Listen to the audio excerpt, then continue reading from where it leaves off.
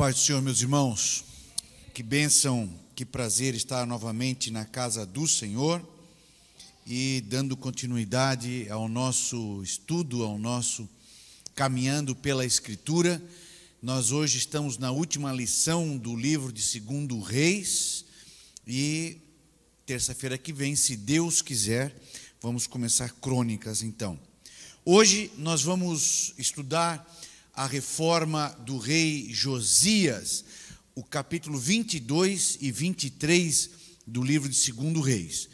E eu gostaria de que você abrisse sua Bíblia, por favor, e vamos fazer essa leitura, a leitura do capítulo 22 e do capítulo 23 até o versículo 7, pelo menos, para que a gente possa entender bem o que nós estamos, ou o que vamos estar tratando na noite de hoje. Uma porção da Escritura extremamente importante, principalmente para os nossos dias atuais, e significativo por ver daquilo que o rei Josias fez e daquilo que nós somos chamados a fazer de frente à palavra de Deus. Então, segundo o livro de Reis, capítulo 22, nos diz assim a palavra: tinha Josias 8 anos de idade, um rei extremamente novo.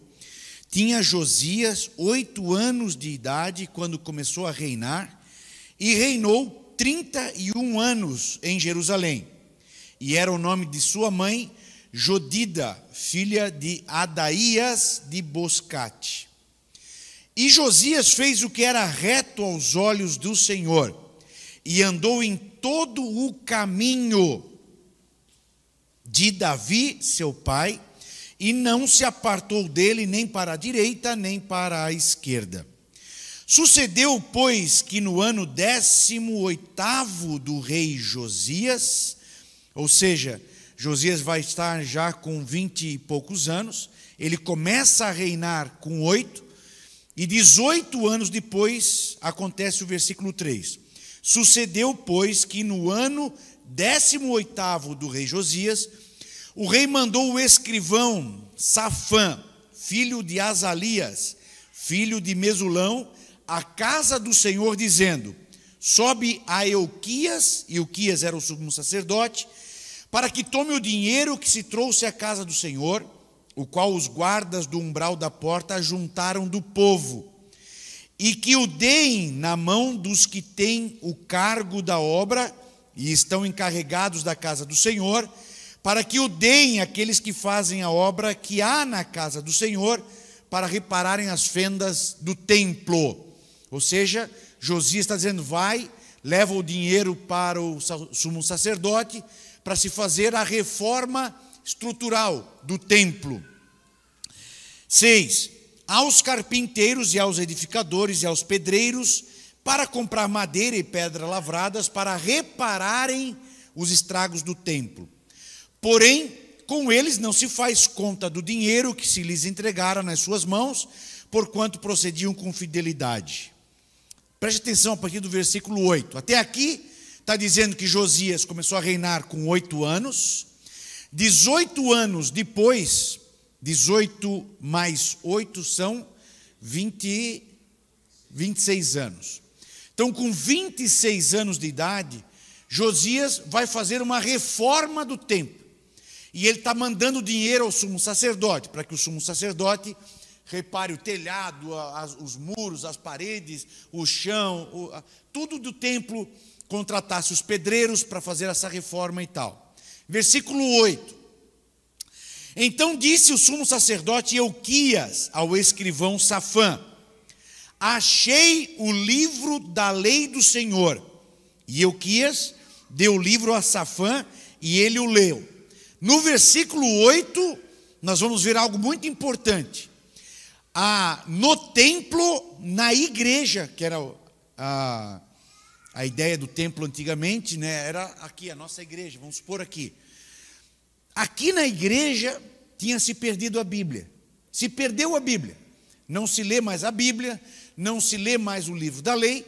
E aqui o sacerdote Euquias está dizendo: olha, nós começamos a mexer no telhado, começamos a mexer no forro, começamos a mexer em todas as salas do templo, começamos a mexer no chão, começamos a mexer no forro, no carpete e tal, começamos a botar e a mexer em todo o templo.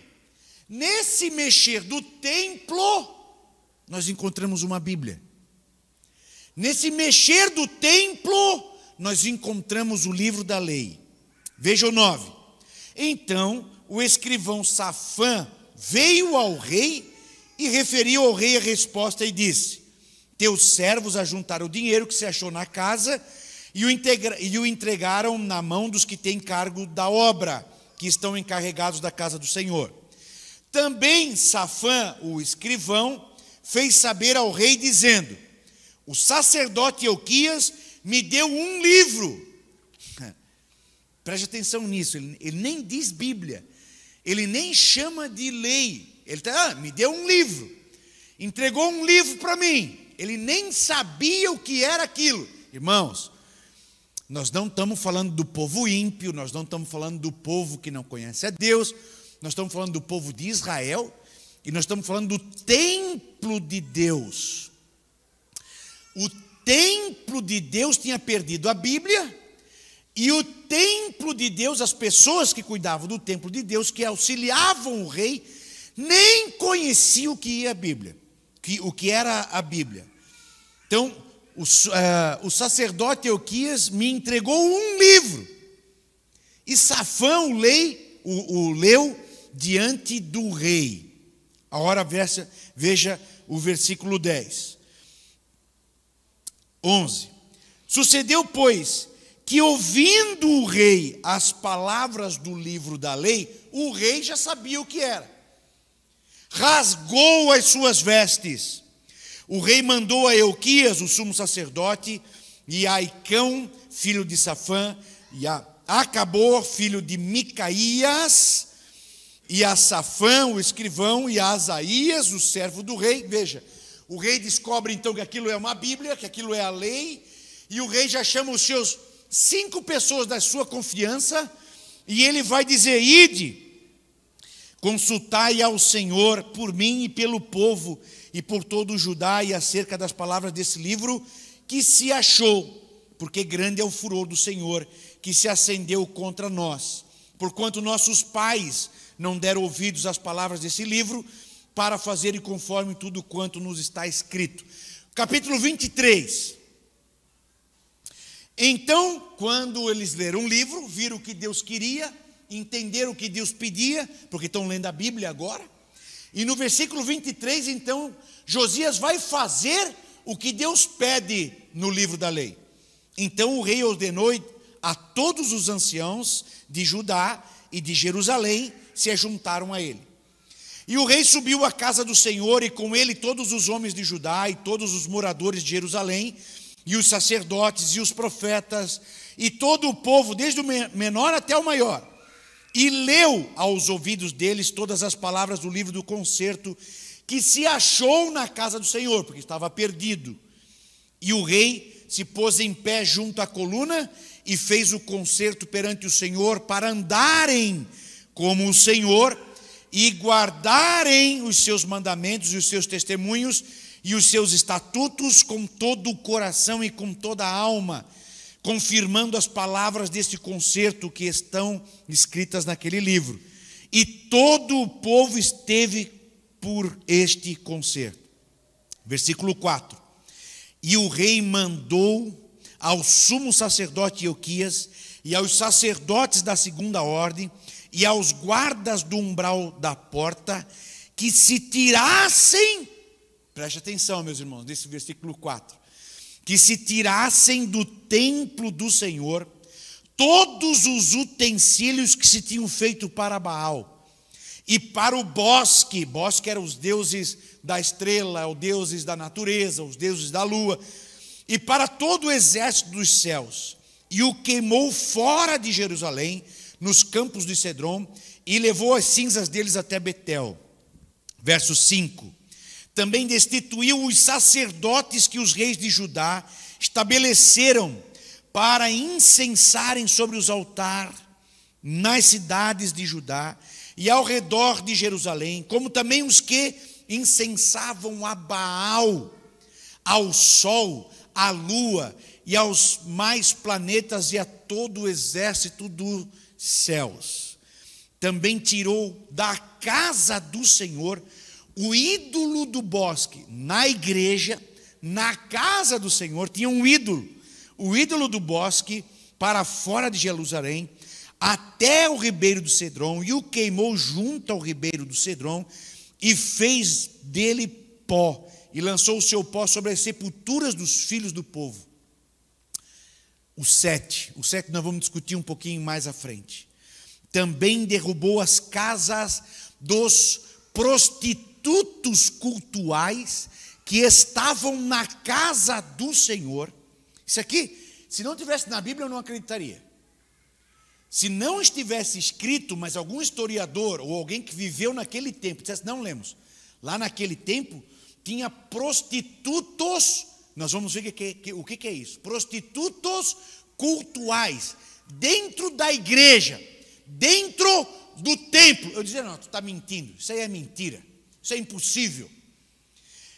Também derrubou as casas dos prostitutos cultuais que estavam na casa do Senhor, em que as mulheres também prostitutas teciam casinhas para o ídolo do bosque. E todos os sacerdotes trouxe da cidade de Judá e profanou os altos em que os sacerdotes incensavam e derrubou tudo. Vamos voltar. A grande reforma que faz o rei Josias em Judá. Josias é o 16º rei de Judá.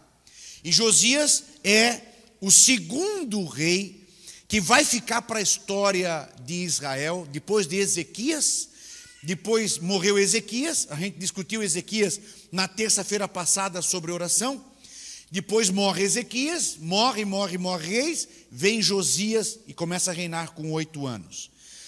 Josias, a gente vai ver lá no versículo 20, do capítulo 22, versículo 24, deixa eu só ver se é isso mesmo. No capítulo 23, versículo 25 de 2 Reis, a gente vai ver que Josias, a Bíblia vai dizer, e antes dele não houve rei semelhante que se convertesse ao Senhor com todo o seu coração, e com toda a sua alma, e com todas as suas forças, conforme a lei de Moisés. Josias, ele se torna um padrão de como se deve ser um rei.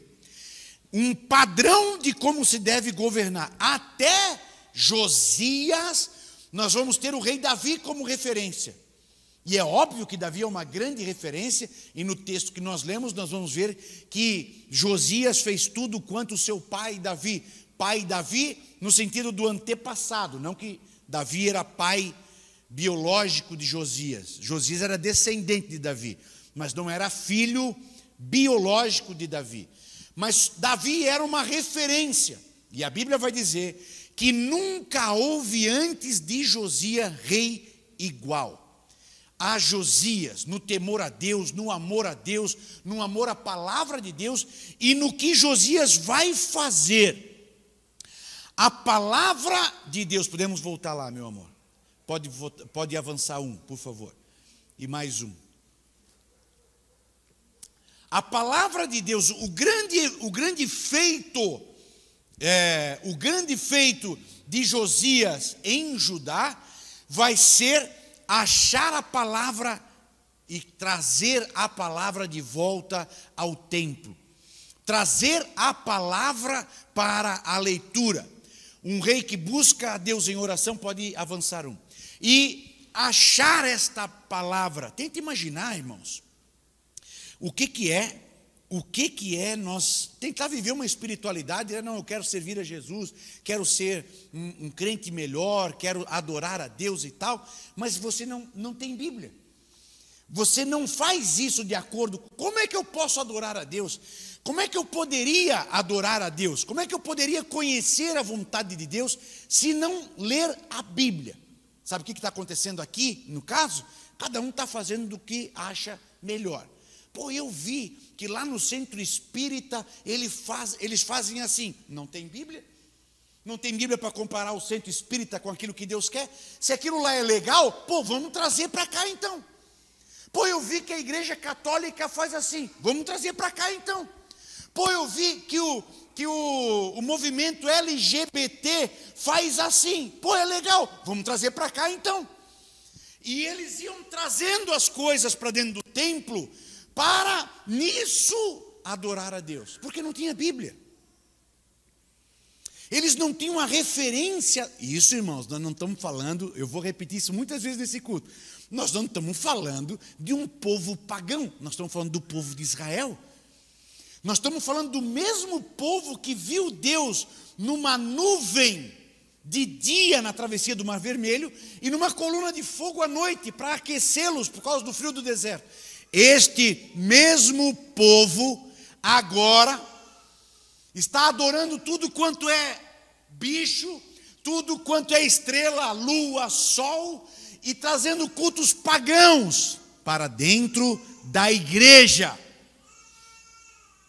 Esse mesmo povo de Deus escolhido, os filhos de Abraão, aqueles que viveram na liderança de Moisés, de grandes homens de Deus, agora, dentro da igreja, estão adorando a lua, o sol, as estrelas e trazem postes.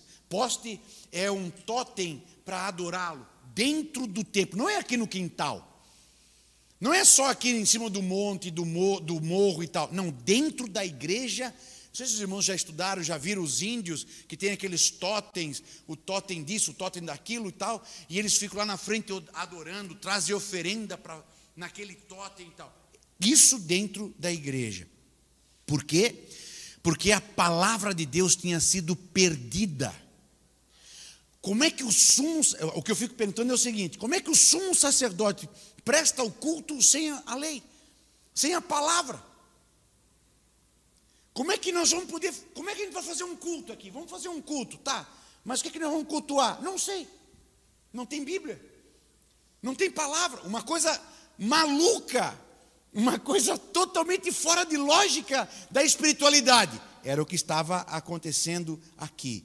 Mas Josias, no reestruturar o templo físico, ele vai achar a lei. E aí começa a mudar a realidade de Israel. Tudo vai mudar porque se encontrou a palavra. Tudo vai mudar porque se encontrou a Bíblia. Olha só, pô, antes eu fazia assim, pô, antes eu achava que eu podia adorar a lua. E aí você encontra a Bíblia.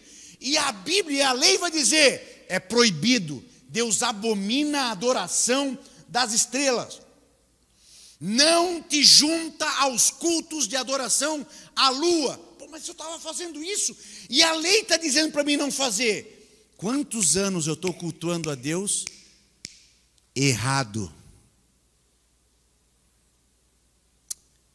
Sabe quando você está tocando teu casamento como tu acha que deve ser um casamento?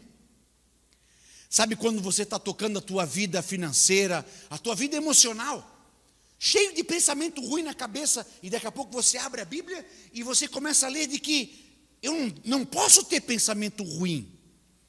Eu tenho que cuidar dos meus pensamentos, porque pensamentos são sementes. A Bíblia vai dizer isso. Paulo vai dizer, tudo que for honesto, tudo que for bom, tudo que for de boa fama, tudo que for, isso pensar. Como é que eu estou pensando na vizinha? Como é que eu estou pensando em roubar? Como é que eu estou pensando em matar aquele cara que eu odeio? Como é que eu estou pensando isso? Então veja, irmãos, é super estranho nós falar de pessoas que adoram a Deus sem a Bíblia. Mas a verdade é de que hoje nós fizemos muito disso também. A gente tem o nosso jeito de adorar a Deus. Nós achamos que podemos adorar. Tá de boa eu adorar a Deus e mantendo meus pensamentos. Tá de boa eu adorar a Deus e não fazer o que Deus pede na Escritura. Até porque eu nem leio a Escritura. Mas a palavra foi achada. E a palavra achada provocou uma resposta no coração de Josias. E Josias, na reforma do templo, vai começar a reformar o culto. O jeito que eu adoro a Deus, o jeito que eu presto culto não está certo. Por que não está certo? Porque a Escritura, a Bíblia, porque a lei diz como é que eu tenho que prestar o culto. Mas aqui eu queria que os irmãos prestassem bastante atenção na sequência da coisa. Ou seja, Josias começou a arrumar o telhado do templo físico. O templo físico. Mas no arrumar o telhado, o templo físico, Josias começa a arrumar o culto no templo espiritual. Quer ver uma coisa que, se a gente não consertar, nós nunca vamos vencer na espiritualidade? Quando você acha a Bíblia e a Bíblia começa a falar, por exemplo, sobre a oração, e a oração precisa ser colocada em prática no templo, nesse templo físico, corpo, para ter efeito no meu templo espiritual. Se eu de fato, oração, irmãos, e Josias era um rei, um grande rei de oração, a oração exige um trabalhar sobre esse templo físico. Ah, pastor, mas eu oro dirigindo o carro. Ah, pastor, mas eu oro tomando banho. Ah, pastor, mas eu estou lá esperando o ônibus, eu estou orando. Eu vou fazer a minha caminhada na beira-mar, eu vou na academia e eu estou orando. Beleza, muito bom, tá? Ótimo isso. Mas a oração exige um outro posicionamento. Você pode orar tomando banho, não é pecado. Você pode orar andando na beira-mar, não é pecado. Você pode orar andando de carro, não é pecado. A Bíblia diz: orai em todo o tempo. Mas você tem que ter o tempo em que você não está fazendo mais nada, só orando. Se você não tem esse tempo em que eu estou só orando, as outras orações, irmãos,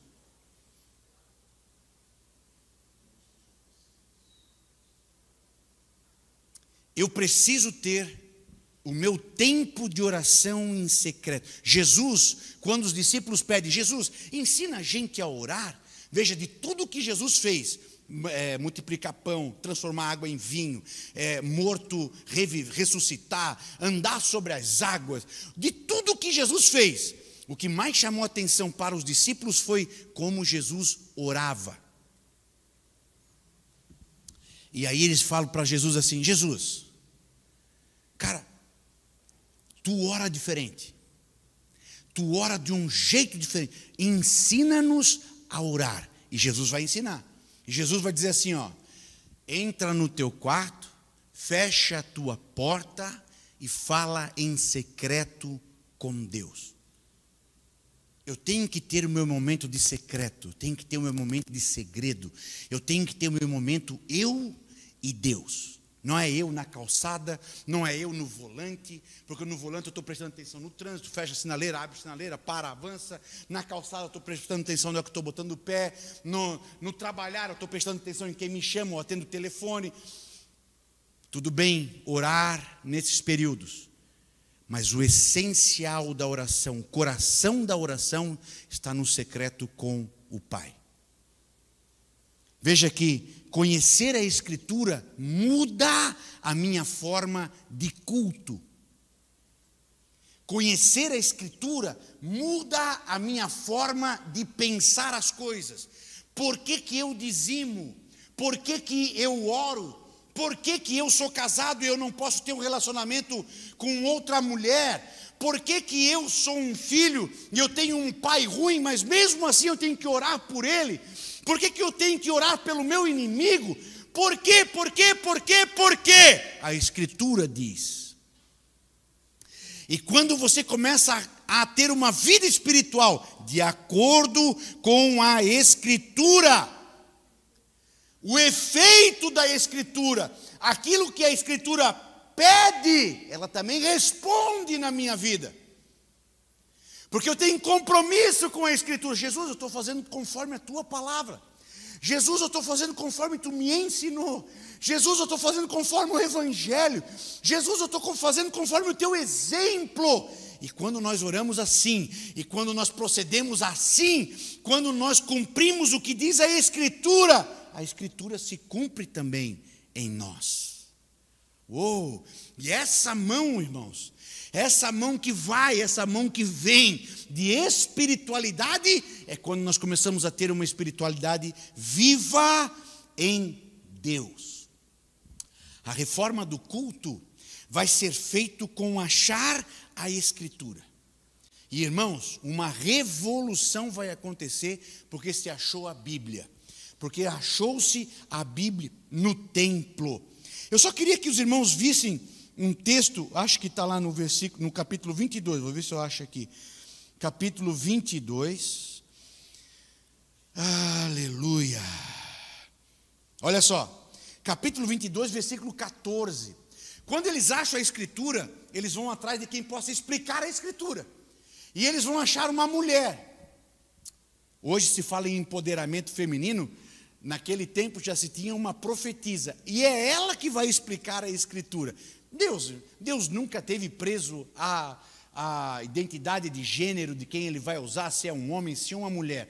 Deus sempre vai usar o coração disposto para o seu uso.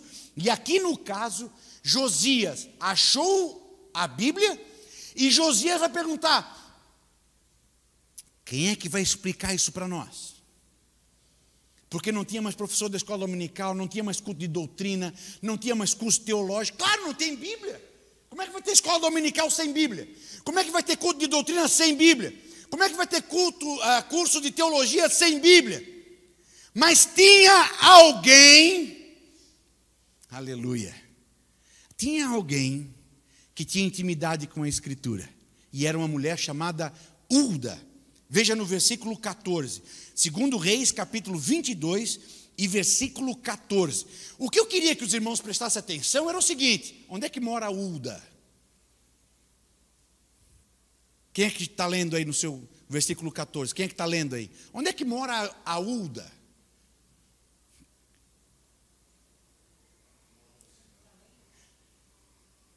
Hulda morava na parte nova da cidade, em Jerusalém. Eles lhe contaram o que estava acontecendo.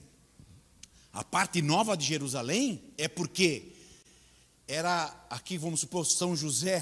Tenta imaginar, qual é a parte nova de São José? A parte nova de São José? Não, a parte nova de São José é a periferia. É a favela. Porque São José está crescendo, e aí onde é que vão morar as pessoas? As pessoas vêm morar em São José e vêm morar no centro?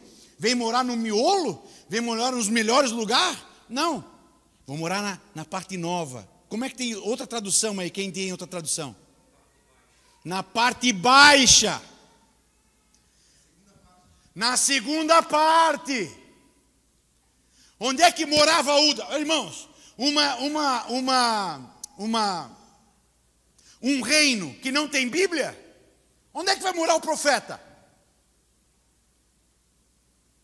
Uma igreja que não preza pela palavra, onde é que vai morar o professor da escola dominical? Uma igreja que não tem Bíblia, onde é que vai morar os ensinadores? O professor, o mestre? Uma igreja que não dá bola para a palavra de Deus, onde é que vai morar o profeta, o ensinador? Lá na periferia. Legal isso, né, pastor Roberto? Lá na periferia. Mas olha que interessante, irmãos. Quando se achou o livro da lei, nós também achamos quem conhece o livro. E de todo o reino, irmãos, de todo o reino, entre tantos, o sumo sacerdote não foi chamado, hein? O sumo sacerdote não foi chamado. Foi chamado uma mulher que morava lá, simplesinha, lá na periferia de Jerusalém. Mas ela conhecia a lei e a palavra de Deus. Uou! E é essa mulher que vai explicar para o rei e vai explicar para a nação a palavra de Deus.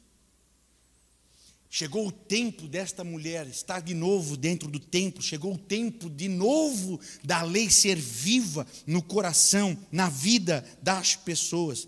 A reforma do culto, podemos voltar lá, meu amor. A reforma do culto vai ser feita por tradições que têm que ser quebradas. Tradições que têm que ser quebradas. Reis, inclusive Salomão, essa história de adorar a totens, quem inventou isso em Israel e tal, foi Salomão, filho do rei Davi. E ele começa, por causa que ele começa a querer namorar, e vai namorar uma egípcia, e vai namorar muitas mulheres, e essas mulheres começam a trazer os seus deuses para dentro de Israel, e Salomão, lá, filho de Davi, vai começar a colocar totens nos montes de Israel. Veja como isso é antigo. Ele primeiro, preste atenção nisso, irmãos. Tenta imaginar Jerusalém. Jerusalém é meio que tipo assim, num vale, cercada de montes, e tanto é que tem o salmo belíssimo, né? Eu olho para os montes, de onde me virá o socorro, porque em cima desses montes tem os deuses. Estão lá os totens para adoração. De onde é que vem o socorro? Vem de Acera, vem de Baal, vem de santo aquele, vem do santo Antão daquele outro. De onde é que me vem o socorro? Quem inventou isso? Salomão. Para reformar o culto, algumas tradições antigas terão que ser quebradas. E essa tradição vai ser quebrada porque alguém encontrou no templo a Escritura. Porque alguém começou a ler Bíblia. Porque alguém começou a pedir explicações da Bíblia. E porque acharam uma mulher Hulda, profetisa, que sabia interpretar, que sabia falar o que Deus estava dizendo na Escritura. E o rei começa a eliminar as idolatrias. Vamos ler de novo o capítulo 23? Por favor, eu sei que é pedir muito, mas vamos ler de novo, porque é muito interessante o versículo 4 e o versículo 5, capítulo 23, versículo 6. Olha só o que o rei vai fazer para reformar o culto, irmãos. Porque isso aqui estava acontecendo dentro do templo no culto. Versículo 6. Tirou da casa do Senhor o poste da deusa Acera. Nós já vamos ver quem que é essa deusa Acera. Que levantou para fora de Jerusalém até o vale de Cedron, onde o queimou, o reduziu a pó, que o lançou sobre sepulturas do povo simples. Tirou da casa do Senhor o poste da deusa Acera. Tenta imaginar. Olha a loucura, irmãos, porque isso aqui se tivesse dito para mim que isso aconteceu, eu já disse isso, né? Se não tivesse na Bíblia, eu dizia, você está mentindo. Tenta imaginar o que é você chegar aqui na Assembleia de Deus e aqui em cima do púlpito ter uma imagem de Iemanjá, por exemplo. Aqui em cima do púlpito tem uma imagem da deusa Acera. Dentro do templo do Senhor tinha um poste a deusa Acera. Josias vai fazer o quê? Josias vai pegar esse poste e vai reduzir a pó. Mas vocês acham que é fácil fazer isso? Quebrar uma tradição dessa? E as pessoas que vinham no templo do Senhor, não mais para adorar ao Senhor, mas para adorar a Acera. Como é que fica essa turma? E essa turma vai continuar dizimando? E essa turma vai continuar apoiando o rei? E essa turma vai votar no rei para vereador, para prefeito? E essa turma vai na festa do rei e vai curtir as postagens do rei?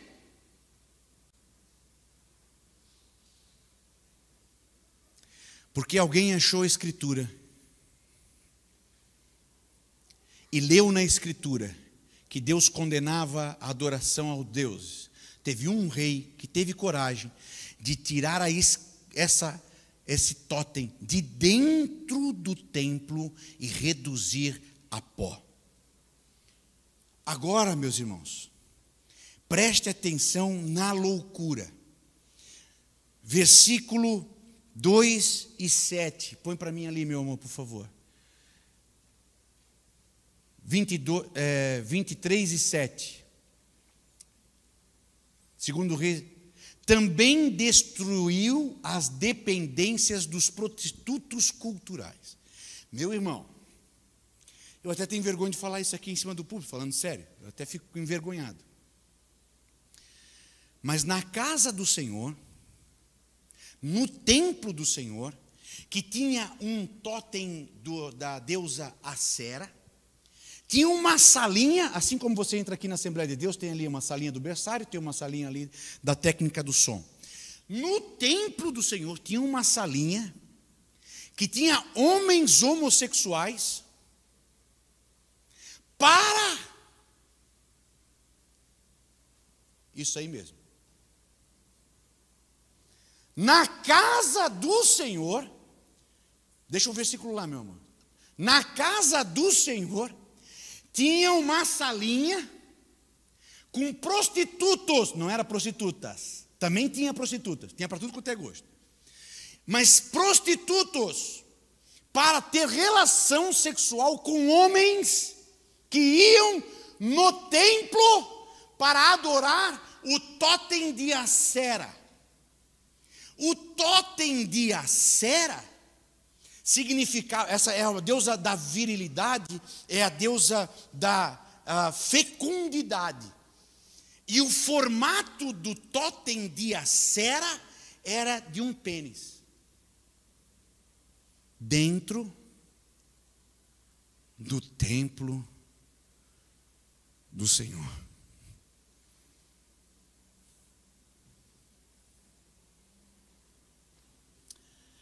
Pastor Lemos, que loucura, que loucura. Se dissesse para mim, eu disse, não, isso é mentira. Mas a Bíblia está registrando a decadência do povo de Israel. Escuta, irmãos. A decadência do povo de Israel quando cultuam sem Bíblia. E hoje você vê isso claramente acontecendo. Um povo cultuando a Deus sem Bíblia, adorando a um sabonete ungido, comprando de pastor, de bispo, um sabonete ungido, o lenço do suor do bispo, a vassoura que vai limpar o pecado da sua casa, totens erguidos dentro da igreja, porque você não lê Bíblia. Porque não se tem Bíblia no culto. Porque não se tem Bíblia no culto, nós começamos a cultuar até de forma sensual, com músicas que nos impulsionam o movimento de sexualidade no corpo. Se você for estudar um pouquinho de música, você vai ver que tem música para tudo, irmãos. Inclusive, músicas que te incitam à sexualidade. E você vê isso hoje, músicas incitando a sexualidade com letras de hinos.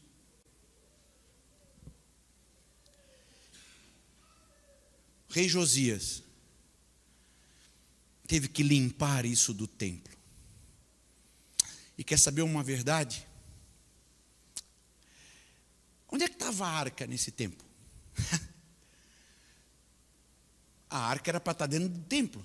A arca era para estar, era o lugar máximo do templo, o santo dos santos do templo. Onde é que estava a arca nesse tempo? Nesse tempo a arca estava fora do templo. A arca simboliza a presença de Deus. A arca simboliza o próprio Deus. O templo do Senhor estava sem a arca. Mas é óbvio que vai estar sem a arca. É óbvio que vai estar. Não tem palavra. Cheio de totens. Cheio de cultos bestiais. É óbvio. Sabe onde é que estava a arca, irmãos? Estava no ombro de alguns levitas, de alguns sacerdotes, fora do templo. Num domingo estava numa praça, no outro domingo eles levavam para um outro lugar, no ombro, porque a arca do Senhor não tinha espaço, a cera tinha espaço, os prostitutos tinham espaço dentro do templo, mas a arca do Senhor não tinha espaço no templo. E queridos, preste atenção no quanto de imoralidade nós vimos hoje,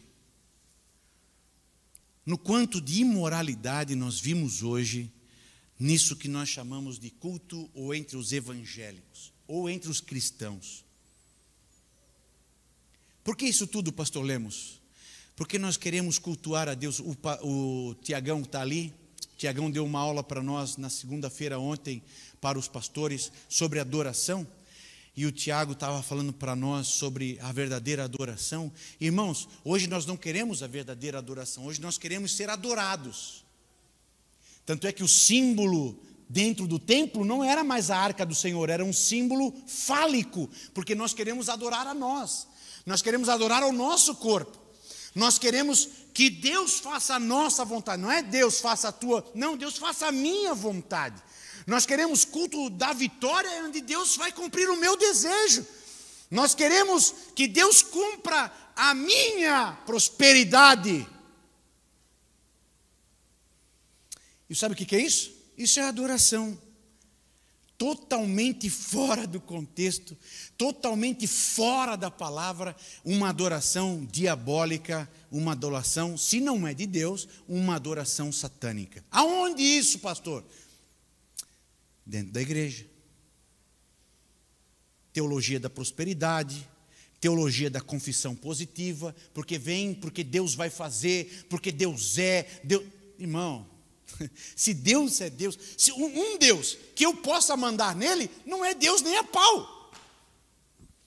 Que Deus é esse que vai fazer a minha vontade? Ele não é Deus, é no máximo um demoinho.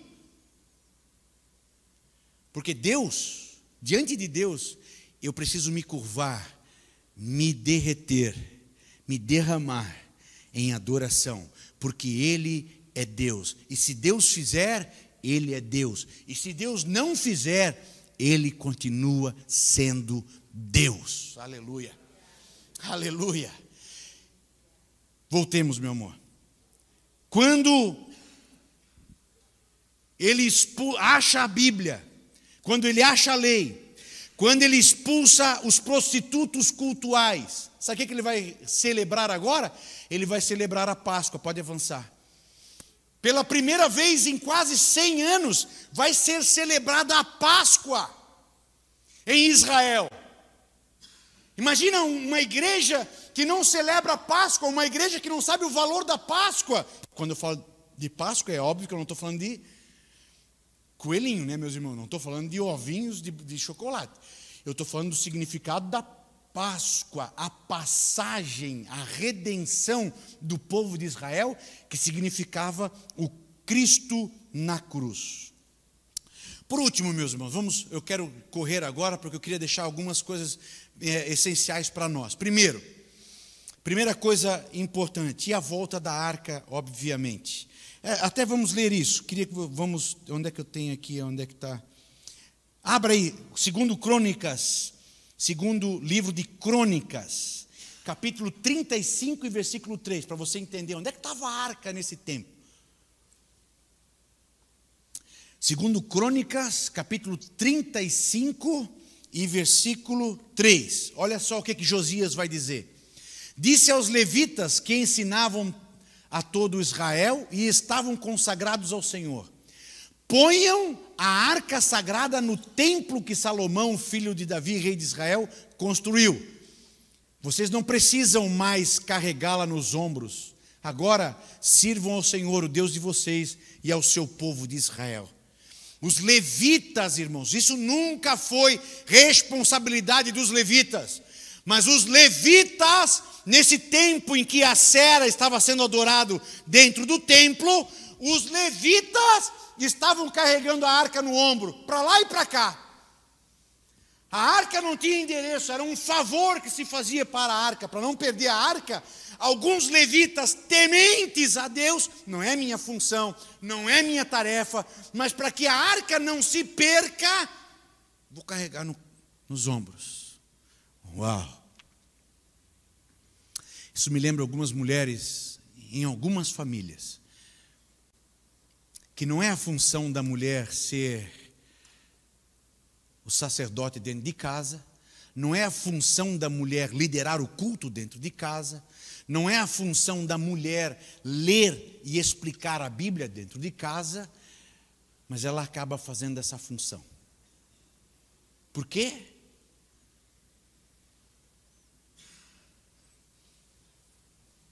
E aí então Josias vai dizer: tragam a arca, eu achei a palavra. Agora nós temos um culto de verdade. E agora nós precisamos dos levitas para nos entronizar na presença de Deus. Não mais para fazer o que não é responsabilidade de vocês, de estar com a arca nos ombros. Tragam, nós limpamos o templo, vamos colocar a arca no lugar.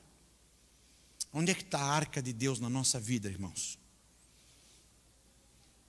Onde é que está a arca do Senhor? A presença da arca do Senhor. Eu tenho um lugar na minha casa que é especial entre eu e Deus? Você tem um lugar na sua casa? Pode ser no banheiro. Pode ser debaixo da laranjeira. Pode ser um lugar mais simples que tiver. Pastor, a minha casa é um cômodo só. Mas naquele um cômodo só, eu tenho aquele centímetro que ali é a minha terra sagrada. Ali é o lugar onde está a arca do Senhor. Nós precisamos ter esse lugar na nossa vida, no templo espiritual, mas também no templo físico. E o que nós vamos de importante ter das lições de Josias sobre essas lições do capítulo 22 e 23 de 2 Reis? Irmãos, afastar-se da palavra é a raiz de todos os males. Se você for querer levar a sério a tua vida espiritual e aquilo que eu estou passando e vivendo, e se você pegar essa tua experiência, a tua circunstância, por que eu estou passando por isso? Por que isso está acontecendo? Se você for levar a sério, você vai ver que isso tem muito a ver da forma como eu estou lidando com a Escritura, da forma como eu estou lidando com a palavra de Deus. Pode avançar, meu amor. O afastar-se de Deus é o mal deste século. Nós queremos, hoje, irmãos, preste atenção no que está acontecendo no mundo. Hoje o mundo está evoluindo para uma religiosidade sem Deus e para uma democracia sem povo. Quando o Supremo Tribunal Federal, 11 caras que nunca foram eleitos para nada, e alguns que nunca prestaram concurso e que reprovaram quando prestaram concurso, querem mudar a lei, querem mandar no país, é uma democracia que não precisa de povo. Essa ideia de democracia que não precisa de povo, hoje está casada com uma ideia de religiosidade que não precisa de Deus. Eu até queria ter trazido aqui para colocar para os irmãos um grande pensador. Eu gosto dele, na verdade. Eu gosto dele porque ele me irrita e ele me faz ver o outro lado. Professor Clóvis de Barros, ele falando sobre Deus, ele vai dizer de Jesus, por exemplo: eu gosto de Jesus, eu gosto do ensino de Jesus, eu gosto da ideia de Jesus, mas Jesus não é Deus. Meu irmão, se Jesus não é Deus, Jesus é um louco. Ou melhor, nem para louco Jesus serve, se ele não for Deus. Perdoar pecado, só Deus pode fazer isso. Tanto é que os próprios escribas, os fariseus, odiaram Jesus, porque Jesus perdoava pecado. Não é porque eu tenho uma ideia boa, não é porque eu sou um guru. Guru não liberta, guru não expulsa demônio, guru não salva, guru não perdoa pecado. Ou Jesus é Deus, ou Jesus é um louco, precisa ser internado. Mas hoje nós podemos viver uma religiosidade que não precisa de Deus. Cara, eu vou lá no culto, o pastor faz uma reza braba em mim, e tem um totem de acera, e é um culto legal, eu me arrepio todo e tal, e as coisas vão acontecendo. Eu não preciso de Deus. Se casamento dá certo, amém. Se casamento não dá certo, eu vou para o divórcio mesmo, e vou para uma, e vou para duas, e vou para três. E se eu enjoar de mulher, tem homem aí, dá com o pau, e vamos embora, porque o importante é ser feliz. Eu não preciso de Deus.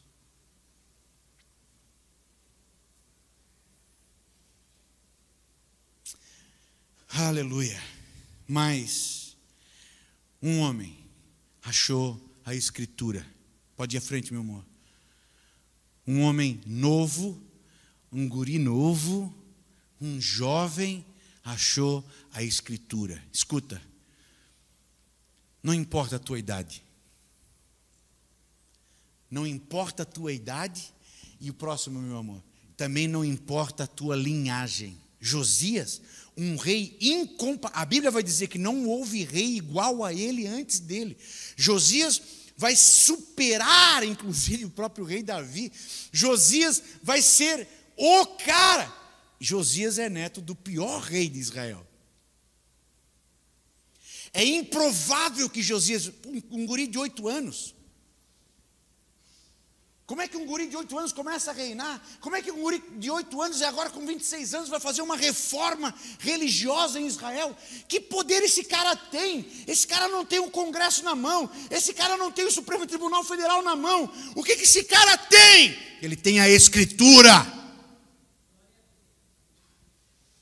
Ele tem a palavra de Deus. Ele tem o templo limpo. Ele tem a arca no altar. Ele tem a presença de Deus. Ele acredita no Deus vivo de Israel. Uou! Mas é improvável. Como é que o filho de um preso, como é que aquele cara, a mãe dele era uma prostituta, como é que aquele cara, um analfabeto, como é que improvável. Porque Deus vai usar. Meu irmão, não importa a genealogia, Deus vai usar o coração disposto. Dispõe o teu coração para ser usado por Deus. Vamos em frente, meu amor.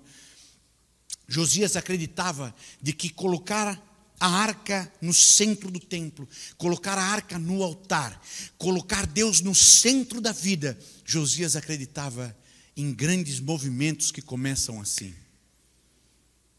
Verdadeira adoração.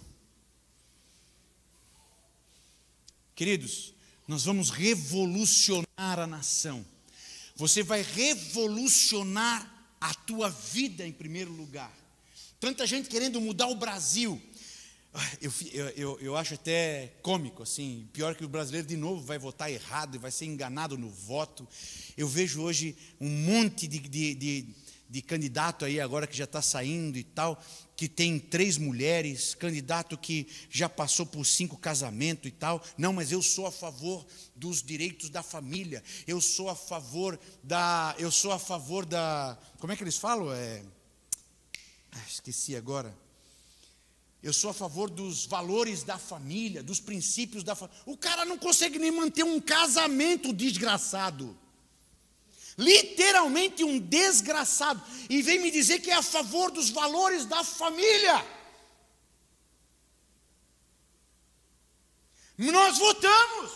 Não, ele é crente. Não, ele representa o povo de Deus. Não, e nós votamos.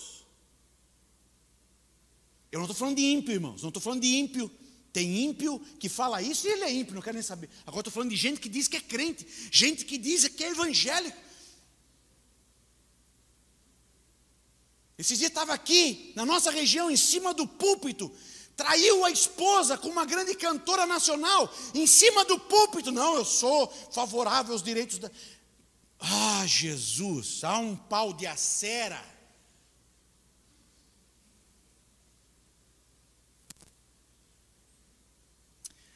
Como é que a gente vai mudar esse país? Como é que nós vamos mudar o Brasil? Sabe como? Acha a Bíblia na tua vida.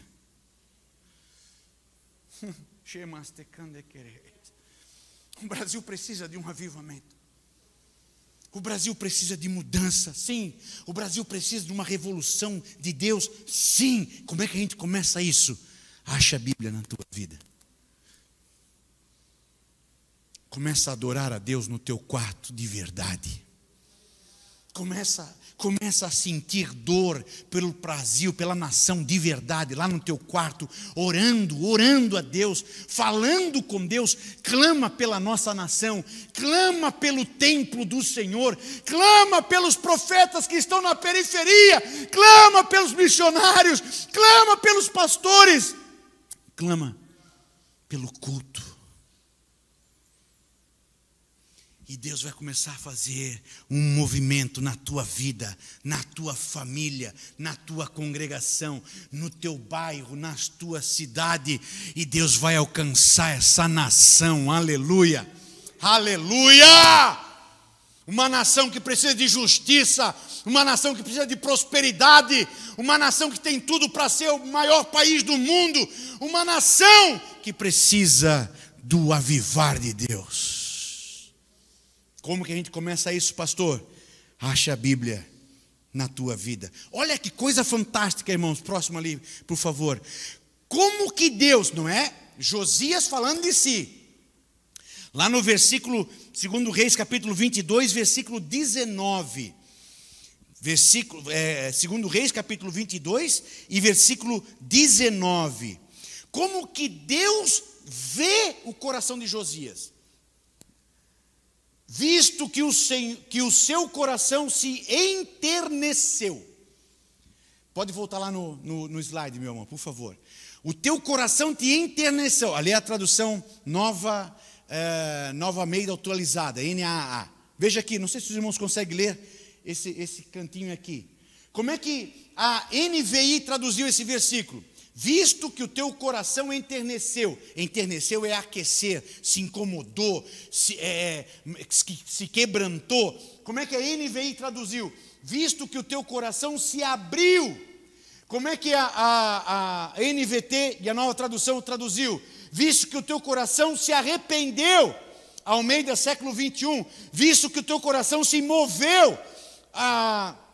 Enterneceu, que nós acabamos de ler, que é abalar, derreter, sensibilizar, condoer. Como é que a NBV português traduziu? Visto que o teu coração entristeceu, visto que o teu coração mudou, visto que o teu coração comoveu. Deus viu, não viu a linhagem de Josias, Deus não viu a idade de Josias, Deus viu um coração que se moveu.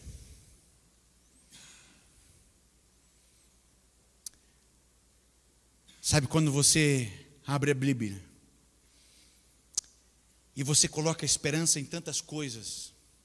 Se eu ganhasse mais. Se eu tivesse um carro melhor. Se eu tivesse uma casa maior. Se eu tivesse mais cabelo. Se eu tivesse mais altura. Se eu tivesse menos peso. Se o meu nariz fosse menor. Se minha... Quando você abre a Bíblia e você lê assim, Salmo 23, versículo 1, o Senhor é o meu pastor e eu não preciso de mais nada. Como é que fica o teu coração quando você lê isso? Eu estou com câncer, meu marido foi embora, estou desempregado, meu filho está no hospital morrendo, meu filho está preso. E aí você lê Salmo 23, versículo 1, que diz: o Senhor é o meu pastor e eu não preciso de mais nada. Como é que fica o teu coração? O teu coração se abre para isso? O teu coração se arrepende de estar desejando coisas outras? O teu coração se move para isso? Irmãos, por que Josias fez o que fez? Josias não é diferente de você. Josias é um homem. Josias tem que pagar conta. Josias sua, Josias sangra. Josias fica doente. Mas por que ele fez o que fez? Porque quando lia a Bíblia, a palavra de Deus abria o coração, a palavra de Deus gerava arrependimento, a palavra de Deus gerava um abalo, um derretimento dentro dele.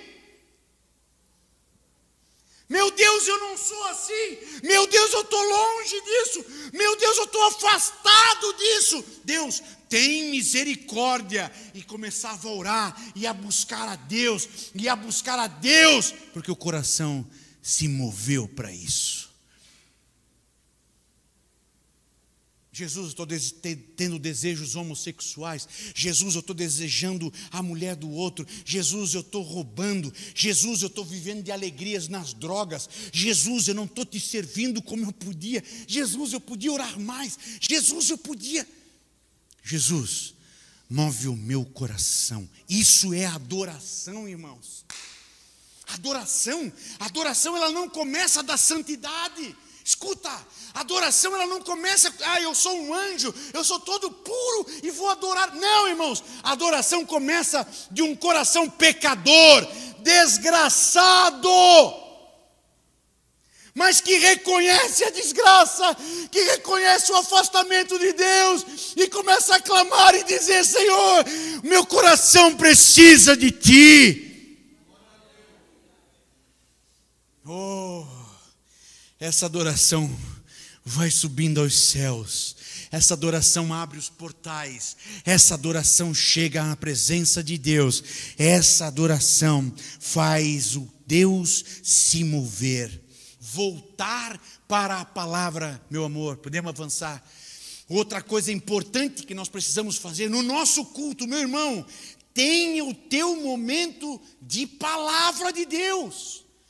Tenha o teu momento de leitura da palavra, de ler a palavra. Nós precisamos voltar para a palavra.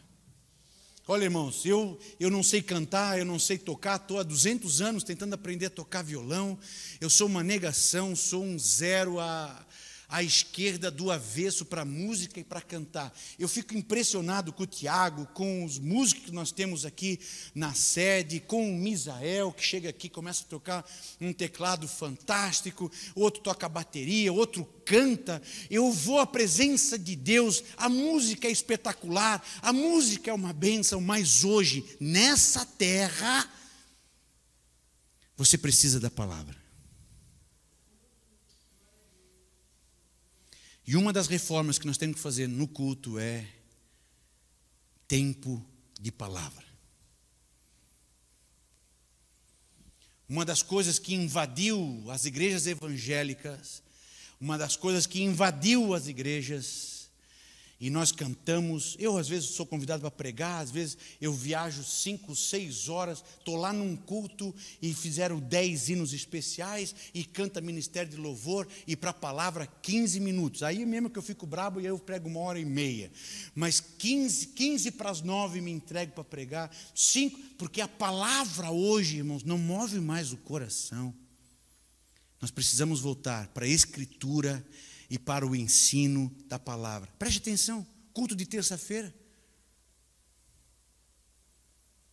Preste atenção, escola dominical. Por que eu não venho na escola dominical? Por que eu não gosto da escola dominical? Os jovens têm escola dominical aqui sábado à noite, então tem um curso teológico aqui de excelência sábado à noite. Quantos estão envolvidos com... Agora, se tivesse aqui um pastor prometendo um sabonete sagrado que vai curar a tua hemorroida, que vai cuidar da tua sarna, que vai matar piolho, isso, aquilo. Meu irmão, isso aqui estava lotado de gente para fazer corredor de sal, para levar vassoura do escambau A4. Meu irmão, precisamos voltar para a palavra. Para a palavra, para a Escritura, para o ensino.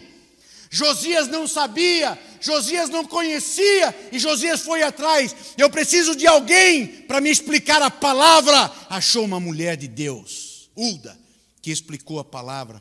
Voltar para Deus. Voltar para Deus nesse templo físico. Acabar com essa história de que, não, Deus está importando com o interior. Deus não, meu irmão. Deus quer disciplina nesse templo físico, sim. Importa nesse templo físico o que você faz com a tua sexualidade. Importa nesse templo físico aonde você põe o teu pé. Importa nesse templo físico aonde você estaciona os teus olhos. Importa sim. Trazer a arca, trazer o centro de Deus para esse templo físico. E nesse trazer, ser transformado no templo espiritual. Aleluia. Aleluia, a oração, até nós ter um encontro com Jesus, a oração, até nós entender o valor e o poder da oração, a oração é pesada, ela é complicada, mas meu irmão, não é querer orar, você tem que orar. Mas hoje eu não quero, hoje eu não estou com sentimento de orar. Quem sente é mulher grávida, meu irmão. Você tem que orar, oração é mandamento, ora. Mas hoje eu não sei nem o que falar. Dobra o joelho, fica em silêncio. Ora! Gosto da frase do Bonds, quando ele diz que quando você já falou tudo e que não tem mais nada para falar para Jesus, é aí que começa a verdadeira oração. E é uma verdade. Já não sei mais o que dizer, já não sei mais o que falar, já não sei mais o que pedir. E é naquele momento que começa a fluir de fato as minhas necessidades espirituais, o que eu preciso e aquilo que eu tenho que falar para Deus. Vamos voltar para Deus. E 3 coisas que eu queria deixar para nós, antes de terminar, para nós pensar. 3 coisas. No capítulo 22 e 23, segundo Reis. A primeira delas, como que Jesus personifica as características de Josias? Tudo isso que nós falamos de Josias, como que Jesus identifica Josias? Ou o que na vida de Josias você identifica Jesus? Ou o que na vida de Jesus você identifica Josias? Você se lembra de um Jesus que entra no templo e começa a virar tudo Foi isso que Josias fez. Você se lembra de um Jesus que onde ele vai, ele traz o rolo da lei e ele lê a palavra e ele começa a explicar a palavra? Você se lembra de um Jesus a caminho de Emaús, conversando com 2 amigos, e daqui a pouco, quando Jesus vai partir o pão e que Jesus, eles entendem que era Jesus, os 2 amigos dizem assim: não aquecia o nosso coração quando ele falava do quê? Das Escrituras. O que na vida de Josias identifica Jesus? Primeira coisa para nós pensar. Segunda coisa para nós pensar. Vamos em frente, meu amor. Nós precisamos de uma reforma espiritual hoje. O que os irmãos acham? É só para a gente pensar. Nós hoje precisamos reformar algumas coisas no nosso culto, na forma como eu cultuo a Deus. A forma como eu estou orando é como a Bíblia me ensina. A forma como eu estou falando de Jesus, vivendo Jesus, é como a Bíblia ensina. A forma como eu lido com os meus filhos é como a Bíblia ensina. A forma como eu sou marido, como eu sou esposa, é como a Bíblia ensina. Nós precisamos de uma reforma no nosso culto hoje. E terceiro, para nós pensar. Uma fé, ela sempre tem que ser reformada. Por isso que nossa campanha desse ano é avivamento. E por isso que a Bíblia vai dizer: aviva a tua obra no meio dos anos. Sabe, meu irmão, quando a gente não tem uma fé que é reformada, é porque nós nos habituamos a uma liturgia, nos habituamos a uma forma de cultuar, nos habituamos com uma forma de Deus e pronto, acabou. E é por isso que mataram Jesus. E é por isso que os escribas, é por isso que os fariseus mataram Jesus, porque eles se habituaram com uma forma. Não tem como ser diferente. E quer saber de uma coisa? Quando você vai se acostumando com um tipo de culto, um tipo de culto, um tipo de culto, um tipo de culto, um tipo de culto, um tipo de culto, sabe o que acontece? Você vai tirando Deus do templo. E você vai começar a construir salinhas no teu templo. E você vai começar a construir salinhas no teu pensamento. Salinhas de como eu acho que é Deus. salinhas de como eu acho que é a Escritura, salinhas na tua cabeça, e que você vai começar a botar a cera. Eu não preciso vir na escola dominical, eu não preciso de culto de doutrina, eu não preciso de ler a Bíblia, eu não preciso de oração. É por isso que a gente não ora, porque a gente já tem uma salinha que já diz para não precisa de oração. A gente já tem uma salinha na cabeça, não preciso ler a Bíblia hoje. A gente já tem uma salinha na nossa cabeça, eu não preciso abençoar os meus filhos, minha esposa. Não, eu não preciso disso. Não. Nós precisamos reformar, e precisamos de uma fé viva a cada dia. Aviva, Senhor, a tua obra no meio dos anos. Fique em pé comigo, por favor. Aleluia. Que maravilha, né, irmãos? Uma escritura, né? Eu estava estudando isso já há alguns dias, e eu estava com esse tema na cabeça, a reforma. Acabamos de passar 504 anos da reforma de Lutero.